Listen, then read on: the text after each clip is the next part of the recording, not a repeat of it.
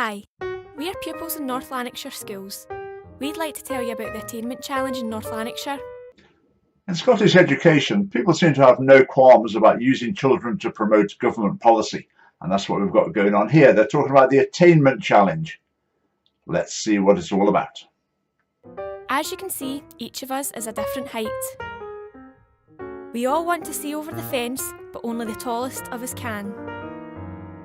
Equality gives us the exact same help.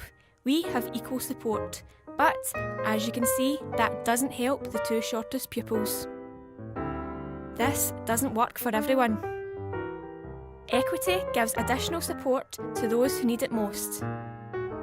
Now, each of us has exactly the same view. I'm going to just look through this analogy bit by bit now, and let's see what message it's giving. As you can see, each of us is a different height. So the first point, different children have different abilities to learn. That's what the different heights are representing in the analogy. I can agree with that. Now, the government might suggest the reason for that is mainly poverty, disadvantage. We'll leave that issue for now, but for a start, we agree. Children have different levels of ability to learn. We all want to see over the fence, but only the tallest of us can. Equality gives us the exact same help. We have equal support, but as you can see, that doesn't help the two shortest pupils. This doesn't work for everyone. So the objective is to be able to see over the fence. You either can see over or you can't. The implication is that educational success is about reaching a single standard. You've either reached it or you haven't. And that view is wrong. Now, it then talks about equality, saying if you offer the same help, equality of opportunity, equal support, some will succeed and some will fail. Well, that's true. And it's implied that that's a problem. Because it says providing the same support for everyone doesn't help the shortest pupils, or in the analogy, the least able students. That's just not true. It does help the least able students. It raises their standard of attainment. And the implication is that providing support for the tallest, who can already see over the fence, is just a waste of time. That's pointless. But that's not true.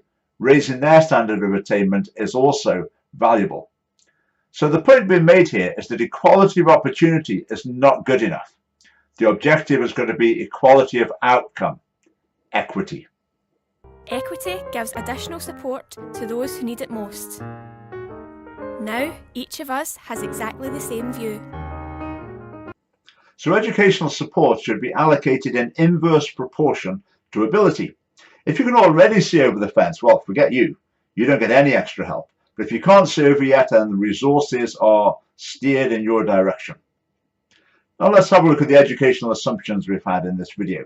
Number one, education is about reaching a single standard, getting your head over the fence. Wrong. Education is about reaching the highest possible standard for all pupils, the less bright and the brightest as well. Assumption number two, support enables the outcomes to be equalized.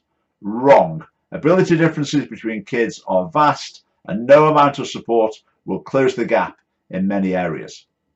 Assumption number three, equalizing outcomes is the goal. Wrong. Why would we want to do that?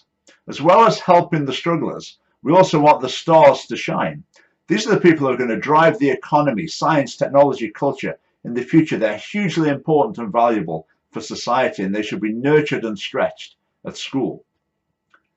Now, those three assumptions will stifle ambition, set unattainable targets, and lead to neglect of the more intelligent students. Now, this whole philosophy stems from something that's positive and right. That's the desire to help those who are struggling. That's all well and good. But that noble desire is being corrupted by a political philosophy that sees every statistical anomaly as an injustice that needs state intervention to fix. And this mindset dominates Scottish educational policy, and it's a massive, massive issue. I'm going to make a video next that's going to look at this in much more depth, and it's going to look at the elephant in the room, the neglected factor in these differences, and that's genetics. Because in Scottish education, it's dominated by political theory rather than science, and I want to redress the balance a little bit. So if you want to see that video, subscribe to us on YouTube. Thanks.